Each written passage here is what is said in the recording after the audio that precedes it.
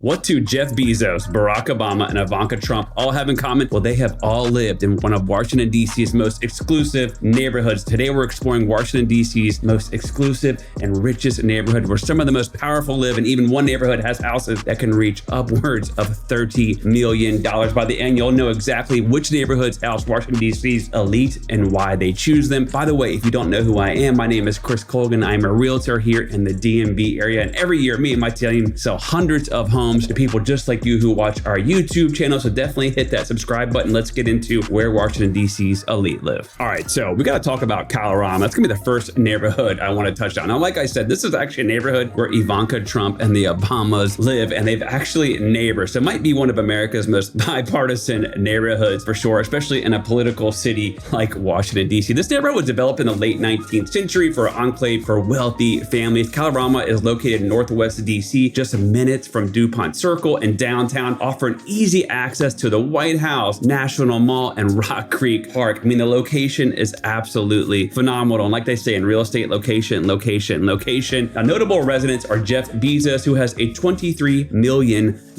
mansion. That's 27,000 square feet. That used to be a former textile museum. And then, of course, the Obama family, Michelle and Barack Obama. And if you think Jeff Bezos' house is a lot, wait until you see this $30 million one that I'm going to be talking about coming up here. Residents also include diplomats, former presidents, tech billionaires, embassy access. There's actually over 40 different embassies. It's really cool. If you just walk around there, you can see all the different embassy flags, all kinds of people walking around, all the embassy's cars. It is really cool spot to check out. Now, the security is really tight around here. There's 24/7 police present, 24/7 security, license plate scanners, pretty much anything and everything that you can think of when it's high-end Washington, D.C. security. Medium home price in this neighborhood is about $1.8 million. Prices can go anywhere from $5 million all the way up to $29 million. Now, square footage wise, most of these houses are anywhere from 5,000 square feet all the way up to 34,000 square feet. Lot sizes can really vary though. A lot of them have these really beautiful gardens, and you really get to see a lot of that as you're walking around. Now, life in Kalorama is about understated elegance. Imagine strolling past historical mansions on your way to a diplomatic reception, or enjoying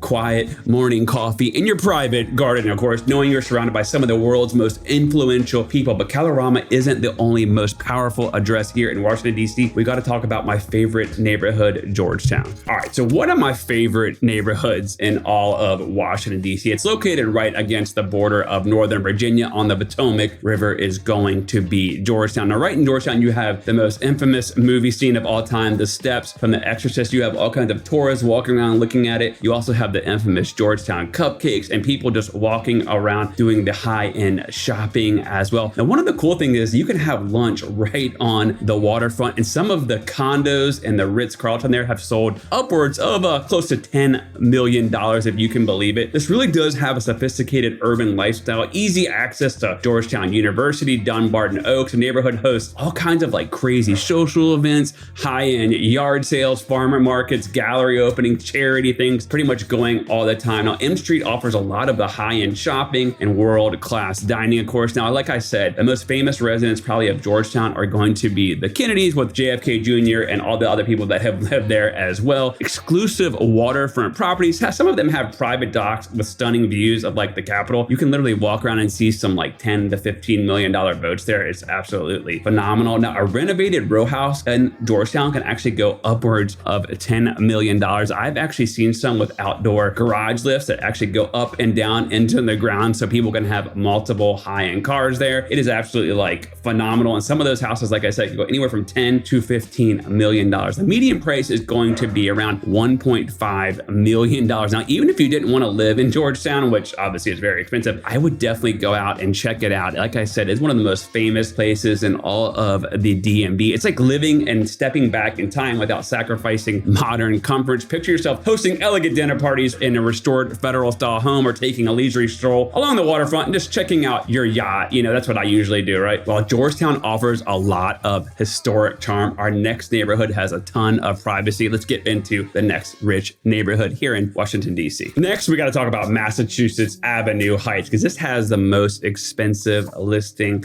at $30 million or $29.95 million. Take $5,000 off the price. Now, this is a really private and exclusive neighborhood. This is where you're going to see a lot of the CEOs, international dignitaries usually stay there if they're visiting the White House. A lot of gates over in this neighborhood. And like I said, it's home to the National Cathedral as well. Now, when you drive around this neighborhood, you will see some beautiful and huge homes. Most of them are going to have private gates, all kinds of crazy private security cameras everywhere. I remember seeing Mark Zuckerberg over there, and he literally had like 8 security guards surrounding him. And definitely around the inauguration, there was all kinds of crazy security in this neighborhood. It is definitely going to be like the most private one that's a little bit hard to get back to and walk around, because the medium home value in this neighborhood, only $5.9 million. I mean, that's like expensive as Manhattan or Malibu or somewhere like that. But this place, like I said, really tiny and small. This is going to be the most exclusive neighborhood in DC for sure, and obviously the most private. This is where a lot of like famous, wealthy people will stay, probably like Elon Musk and, like I said, people like Mark Zuckerberg when they are visiting the White House. But if you guys think this is crazy, let me show you the next neighborhood here in Washington, DC, where all the most wealthy live. All right, next we're gonna talk about Spring Valley. This is gonna be Washington, DC's most hidden luxury suburb, because you know what? There's a lot of 1 to 2 acre lots over here. You're gonna see a lot of huge estates. It borders on Chevy Chase, Maryland, which is actually a super